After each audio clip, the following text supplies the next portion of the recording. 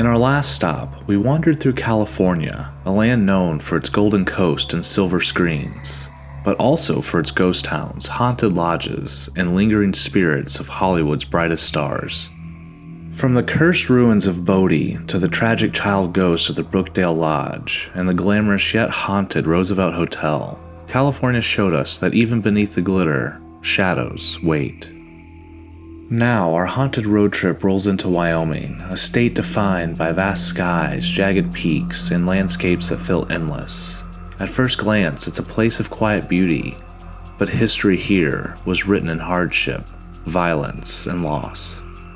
Forts defended fragile frontiers, sacred landmarks became battlegrounds, and mining towns rose and fell on the backs of men who often never left the mountains alive.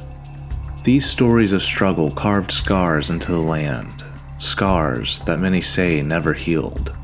Tonight we're exploring three of Wyoming's most haunted places: an old military outpost where soldiers still march, a natural wonder that echoes with spirits, and a mountain ghost town forever frozen in tragedy. Fort Laramie. Fort Laramie's story begins in the 1830s, when fur trappers established a trading post at the meeting of the Laramie and North Platte rivers. By 1849, it had transformed into a military garrison, its walls guarding pioneers along the Oregon, Mormon, and California trails. For decades, it was a hub of westward expansion and of conflict. Soldiers marched from its parade grounds into the Indian Wars. Wagon trains paused here, families praying for safe passage.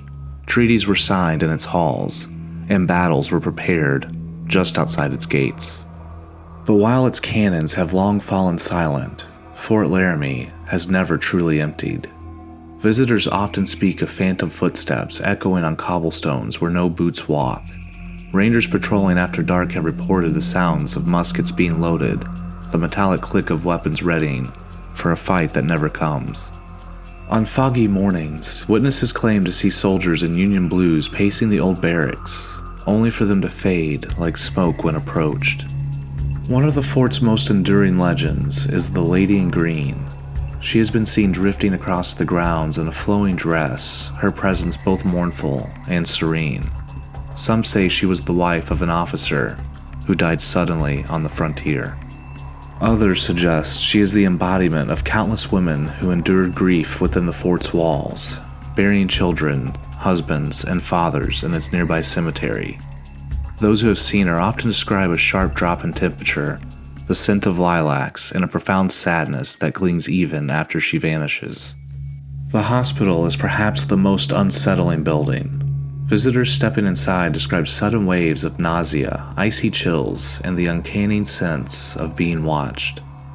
Paranormal groups have recorded disembodied voices begging for help, as if the cries of wounded soldiers echo through time. In one chilling EVP, a faint, rasping voice whispered the word "doctor," though no one had spoken. The National Park Service preserves Fort Laramie as a historic monument, and by day it tells the story of frontier life. But at night, the fort comes alive in a different way. Some say it's history refusing to be forgotten. Others insist it's the restless spirits of soldiers, wives, and children who never left. At Fort Laramie, the West didn't just shape history. It trapped the souls of those who lived and died here. And if you visit after dark, you might still hear them marching. Devil's Tower. Devil's Tower is unlike anything else in America. Rising nearly 900 feet above the plains, its column walls seem otherworldly. Long before it was declared the first U.S. national monument in 1906, the tower was sacred to native tribes. The Lakota, Cheyenne, and Kiowa each tell stories of its creation, many involving bears clawing at the rocks to reach children seeking refuge. For centuries, ceremonies have been held at its base, ribbons tied to branches, fluttering prayers into the wind. But with reverence came fear. Devil's Tower has long been a place where strange things are said to happen. Nighttime hikers sometimes report the sound of drumming in the distance, rhythmic and insistent, echoing long after the trail is emptied. Others have heard chanting in languages they cannot understand, carried on the night air. Rangers dismiss it as acoustics, the way the sound travels across the valley, but those who've experienced it describe the noise as too close, too deliberate. Strange lights are another mystery. Witnesses have seen glowing orbs circling the summit, darting up and down the columns, or hovering just above the tree line. Attempts to chase them down always fail. The lights vanish as suddenly as they appear. Some believe they are connected to the spirits of the land, while others suggest a more extraterrestrial explanation. Perhaps the most unsettling are the shadow figures. At dusk, climbers have described silhouettes standing atop the tower, far beyond where anyone could be. When rescue crews check, no one is found. A few visitors have even claimed to have seen figures scaling the vertical walls without ropes or equipment, their forms flickering and inhuman, vanishing partway up the stone. There are also stories of disappearances. While rare, climbers have gone missing in the area. Search teams sometimes report hearing screams echoing off the tower's face, only to find nothing. One old tale tells of a man who vanished while climbing, his rope intact, his gear abandoned. To this day, some say they hear his voice carried in the wind. To skeptics, these stories are folklore and imagination. To believers, Devil's Tower is a thin place, a site where boundary between the physical and spiritual world weakens. Standing at its base, staring up at its impossible height, it's easy to see why. The tower feels alive, humming with unseen energy. And whether you see it as sacred or sinister, one truth remains. Something stirs at Devil's Tower, and it's been watching for centuries. Kirwin Ghost Town. Tucked high in the mountains, nearly inaccessible for much of the year, lies the ghost town of Kirwin. Founded during the silver boom of the late 1800s, Kirwin was once home to nearly 200 people. Miners carved out a living in harsh conditions, their families braving brutal winters and avalanches in hopes of striking it rich. But fate had other plans. In 1907, tragedy struck when an avalanche roared down the mountainside, killing several residents and destroying buildings. The survivors, weary of the isolation and constant danger, abandoned the town soon after. Kirwin was frozen in time, its cabins, machinery, and skeletal remains of structures left to the elements. Today, hikers and adventurers who reach Kirwin speak of its eerie silence. The wind whistles through collapsed roofs, carrying with it the scent of pine and something colder, metallic.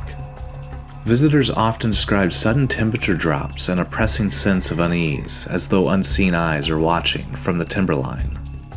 Reports of ghostly miners are common. Some say they've seen lanterns bobbing across the hillsides at night, the faint glow moving steadily before winking out.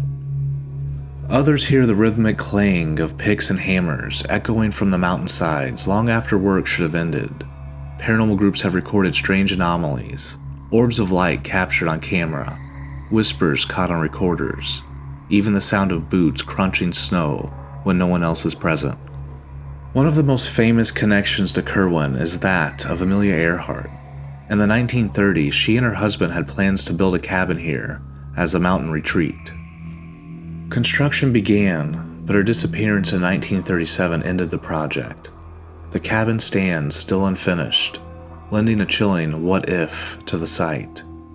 Some claim her spirit, or perhaps just her legend, lingers in the mountains alongside of those miners. Skeptics argue that the sounds and lights are natural, echoes in the canyons, reflections of moonlight on the snow. But believers insist the miners never left, bound to their labor by tragedy and greed. Standing in Kirwin is like stepping into another time. The ghost town feels preserved not just by altitude, but by something deeper, something that refuses to let go. Whether it's the miners, or the victims of the avalanche, or simply the echoes of ambition and loss, Kirwin is more than just ruins. It's a place where history speaks, and sometimes it speaks your name. Wyoming may be vast and sparsely populated, but its haunted places are rich with stories that refuse to die. At Fort Laramie, soldiers still march and a grieving lady in green lingers. At Devil's Tower, phantom drums and shadow figures remind us that some landmarks hold more than beauty. And in Kirwin, the ghost of miners, and perhaps even Amelia Earhart's legend, echoes through the mountains. But our journey doesn't end here. Next, we'll cross into Montana, where abandoned prisons, gold rush ghost towns, and haunted battlefields tell stories just as chilling. So, which Wyoming haunt would you explore first? The fort, the tower, or the ghost town? Share your answer in the comments, and don't forget to like, subscribe, to keep traveling with us. Until then, travel safe, and remember, the road ahead is haunted.